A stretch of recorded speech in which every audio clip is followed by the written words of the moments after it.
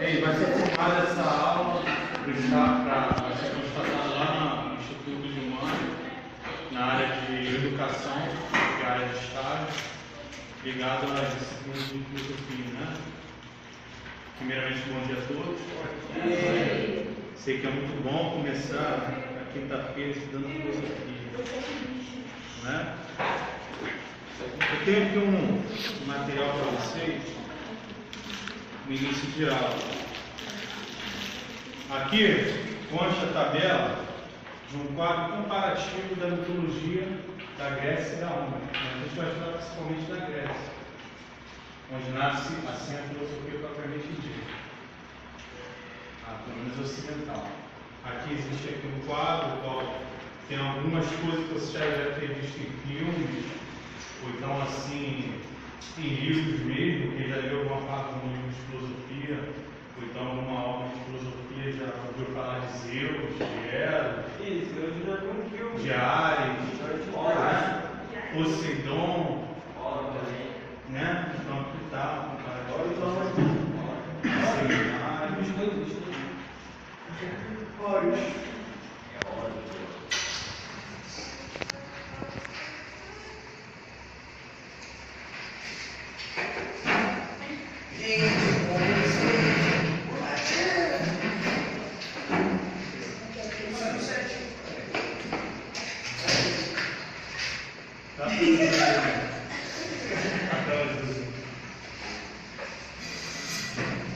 Bem, o que é a mitologia grega? A mitologia grega nasceu por volta do ano 19 a 20 antes de Cristo, com assim aedos e raptores, que eram cantores e poetas, que ficavam pela cidade citando discursos mitológicos. Quais são esses discursos mitológicos? Discursos sobre a origem da vida, discursos sobre o sentido da vida, discursos sobre os temores da vida, sobre a proteção de como se proteger da vida, e explicações sobre a morte. Esses são os discursos mitológicos, assim, e um dos grandes expoentes, assim dizendo, os propagadores da mitologia era Homero e Hesíodo. Homero aí por volta de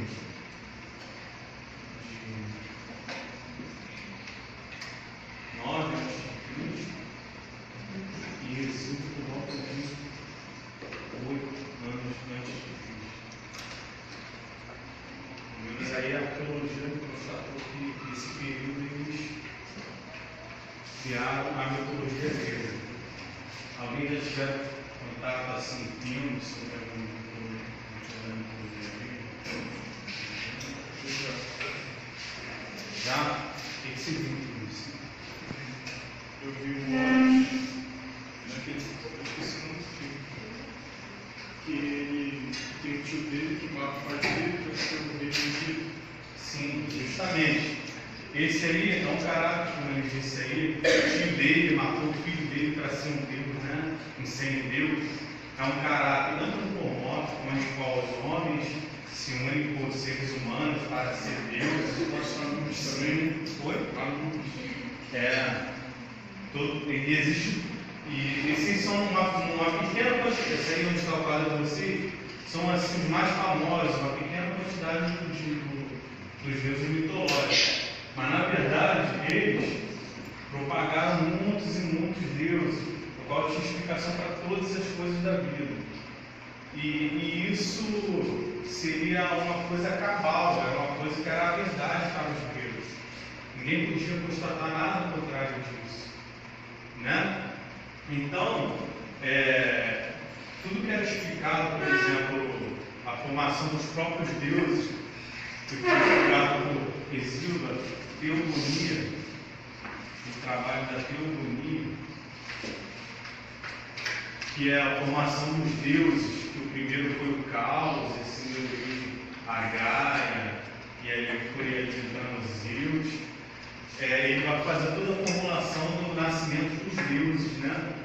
E Homero já vinha com uma explicação sobre as coisas da vida relacionadas aos deuses. Mas quem vai efetivamente explicar a formação dos deuses seria Epicuro. Contudo, os dois explicam a cosmogonia. O que é a cosmogonia? É a explicação do origem do universo. Né? Explicação do quê? Do origem do universo e tudo que nele há. Tudo através dos mitos. E assim foi na Grécia Antiga até no período dos pré-socráticos. Vocês já escutaram falar sobre os pré-socráticos? Então, assim se foi até o período dos pré-socráticos. Os pré-socráticos já nascem no século VI a.C. Né? O que ocorre aí? Quando o mundo é explicado totalmente através de mitos, contos, fábulas, pelos raconturas, né? Pelos poemas e tal, e nem era todos que sabiam ler, na verdade isso era de boca a boca, era cantos e tal, era passado de pai para filho, já a partir de um certo desenvolvimento de 7, 8 anos já aprendia toda aquela história gigantesca sobre tudo que era relacionado à vida. Isso foi se propagando por muitos anos na antiguidade, até que surgiu os pré-socráticos. O que são os pré-socráticos? Os pré-socráticos mudaram a visão em um discurso mitológico para um discurso racional sobre o universo, a vida e a terra, sobre tudo. Então, o que era explicado através da mitologia, que é incontestável, e também, além de ser incontestável, mas não existia prova alguma. Por exemplo, a prova que existia Zeus era o raio caindo. A prova que existia Eros é o sentimento de amor que eu tinha para outra pessoa. Eros era Deus do amor. Então, essa passagem é uma passagem muito introdutória para ver se fala da filosofia, porque a filosofia é propriamente, estritamente grega. E através da história grega você vê esse desenrolar da história, do discurso mitológico para o discurso racional, o discurso lógico.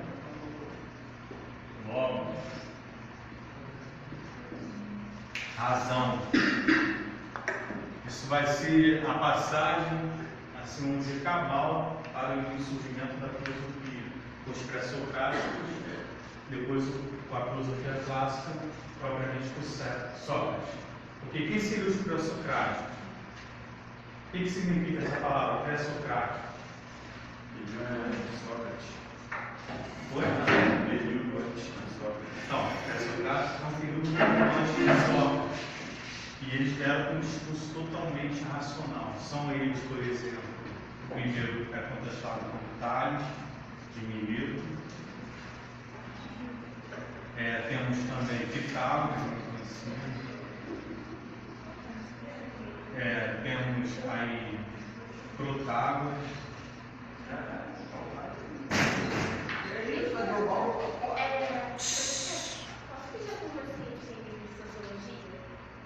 Não.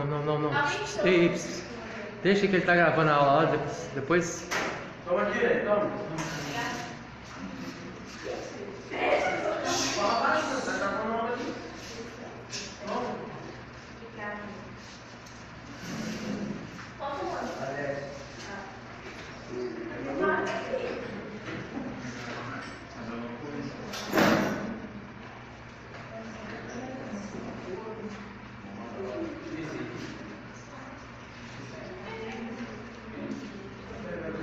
Então é isso. Esses são os grandes nomes, porque Tales assim, no primeiro, pré-socrático, Pitágoras muito conhecido na área da matemática, Protágoras na área da política, e temos Heráclito também, e vários outros. E a grande característica desses pré-socráticos, quais são? Quais são as grandes características desses pré-socráticos? romper esse discurso mitológico para um discurso racional. Você não pode esquecer disso. Antigamente tudo era explicado através do mito, através da mitologia. Se eu, por exemplo, fosse fazer uma festa em casa, eu tinha que fazer um culto a Dionísio, porque Dionísio era o deus da festa, e abençoar aquela festa cinzenta. E tudo existe rituais para todas as coisas, e para tudo que há na vida. Agora, o discurso racional seria um pouco diferente. É o primeiro momento ali, alguns dizem o primeiro momento da humanidade, para alguns filósofos. Por exemplo, Heidegger vai dizer que é isso propriamente da Grécia, Heidegger nosso contemporâneo. Então, o que ele vai dizer? Ele vai dizer que aqui, propriamente no pré-socrático, vai se perguntar qual é a substância inicial que criou todas as coisas. Então, ele acha a razão em si mesmo, na coisa em si, na matéria, fugindo de todos os discursos de contos e poesias, para achar uma coisa própria que parece física, né? Física atual. Qual é o elemento que deu início a todos os outros as coisas existentes, né? Tales vai dizer que esse elemento seria a água. A água, através da água por si só, né? A água, o princípio inicial, foi o propagador de tudo assim que existe, né? Alguém sabe estudar isso que Pitágoras dizeria que seria o mundo. Heráclito dizia que seria o Levi. Muitos outros, né? Aqui cada um tem uma escola, no caso. Temos também muitos outros como Demócrito, que carece de presença dele, que vai dizer que o átomo, coisa muito física, né? O átomo seria a substância primordial de tudo que existe. Primeiro surgiu o átomo e assim foi se desenvolvendo, se multiplicando até existir tudo que existe, né? Esses são os pré-socráticos. Mas, mesmo com o surgimento dos pré-socráticos, ainda se viveu por muitos anos o embate da mitologia com o nascimento da filosofia dos pré-socráticos. Eles estudavam particularmente os seus estudos, mas, independente disso, existia uma inclinação massiva de povos que estavam ainda habituados a estar dentro da mitologia, estavam muito agarrados à mitologia. Como que isso foi se separar de vez? Somente no período clássico, chamado período clássico da filosofia.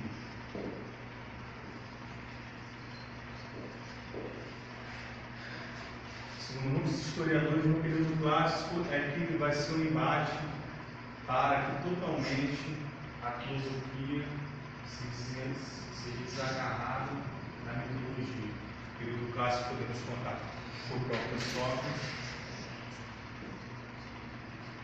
Platão e Aristóteles. Nesse período começou ao homem, junto com a Polis, e que é a Polis, a cidade-estado da Grécia, começou a ter uma organização política. Polis significa polis, política. Uma organização política tudo que se tem, né? No período clássico da Grécia, vamos dizer. Então existia um discurso político.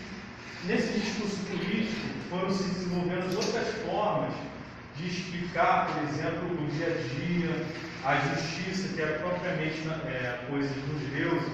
A justiça foi se tornando cada vez mais uma coisa de responsabilidade humana, né? Ali no período de Sócrates surgiu também os sofistas, que eram na verdade professores de retórica ali para os políticos dentro da Polis. E Sócrates, Platão e Aristóteles, na verdade, foram grandes contraditores desses tais políticos sofistas. Porque o sofista, ele tinha um discurso, vamos dizer assim, ilógico. E eles se diziam assim, portadores de um discurso lógico e totalmente assim, racional. Né? Alguém, por exemplo, assim, alguém tem alguma coisa assim, já viu alguma coisa de Sócrates? Não, o que seria? Não que eles, aqui nesse momento, na própria vida deles, eles iriam destruir o discurso mitológico. Isso foi um período posterior helênico que estava aqui, após ele, que realmente se extinguiu a carga da mitologia como crença assim. Mas Sócrates foi um grande, vamos dizer assim, com a palavra de hoje, um militante sobre o discurso racional, né?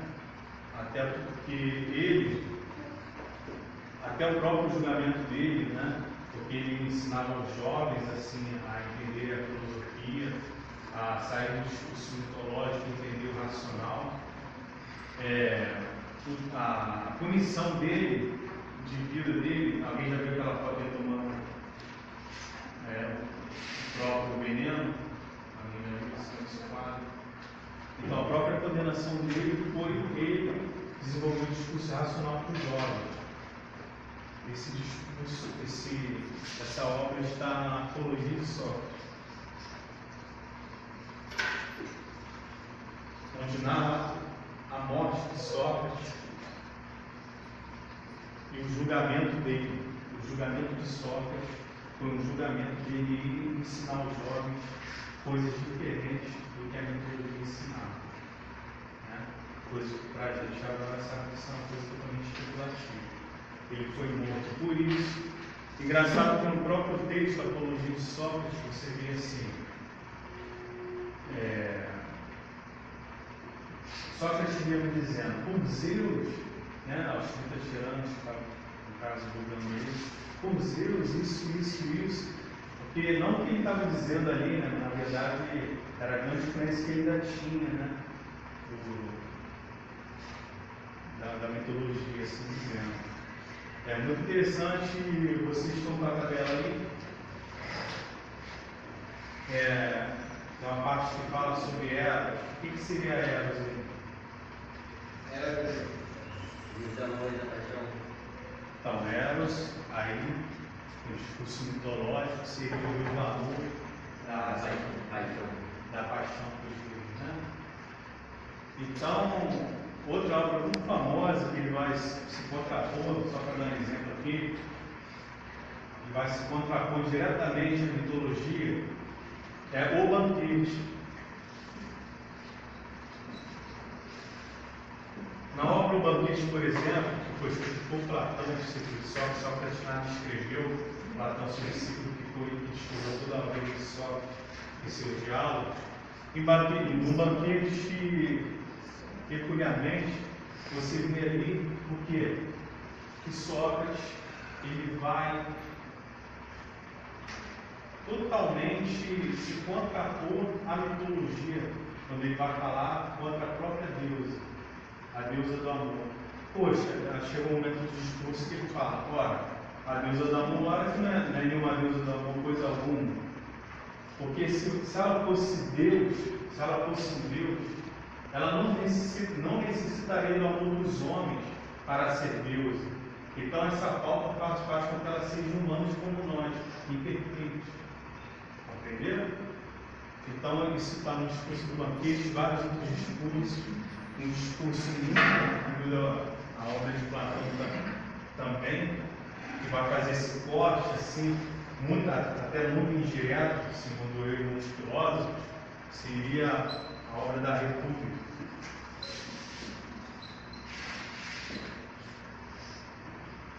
O que seria ali? No livro 7 da República, vamos falar ali, só que a gente vai falar ali sobre o mito da caverna.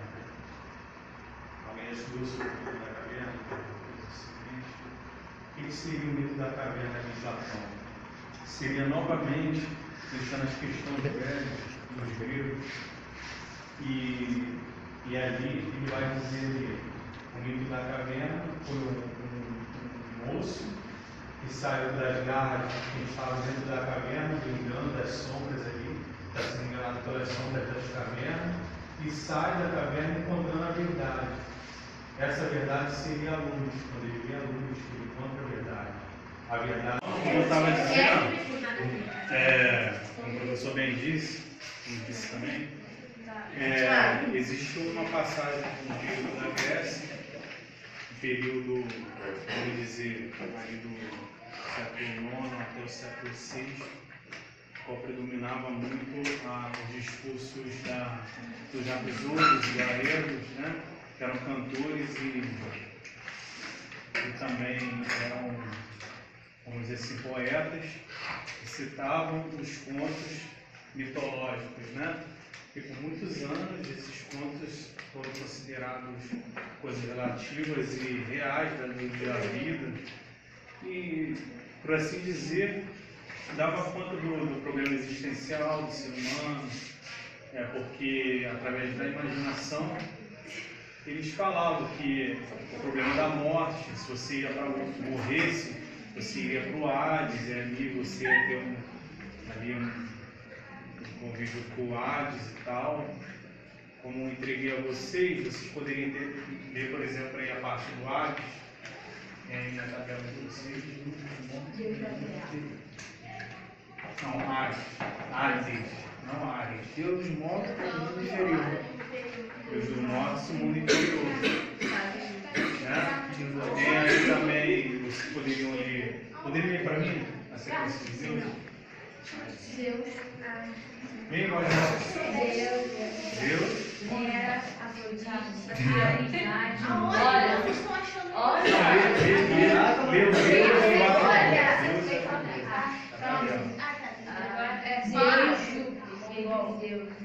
Beijo com ela.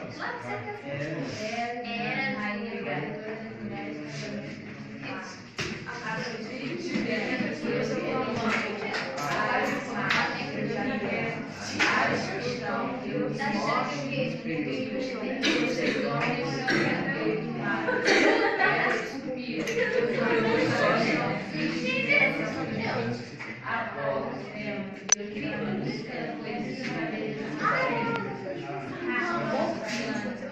Da caça, da caridade dos animais selvagens.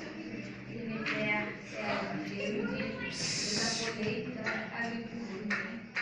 Dionísio, Deus de festas e Deus de honesto, professor do campo,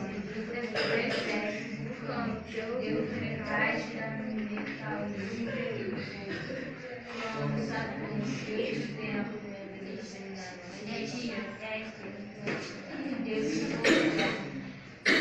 Vemos aí que cada Deus aqui explicaria uma gama de coisas, de problemas que hoje é resolvido pela agricultura, é resolvido pela física, como disse a questão do raio, né? Quando parte um raio no céu, antigamente falava, olha, essa tempestade é porque Zeus está furioso, né? Porque Zeus era Deus dos raios e tal. Ele era o rei dos deuses, dos céus e tudo. Se você, por exemplo, quisesse se casar naquela época, existia uma deusa aqui, né? A Afrodite, que era o deus do amor, era relacionado ao amor. Então todo o discurso do amor era ligado a Afrodite e tal. Tudo isso era relacionado para nos mostrar como que a realidade era vivida através dos livros. Isso, como disse a Sócrates no livro da República, estava dizendo, a República é um livro constituído por 10 livros, qual que se destaca o livro 7, o mito da caverna. Alguém escutou falar sobre o mito da caverna? Sócrates?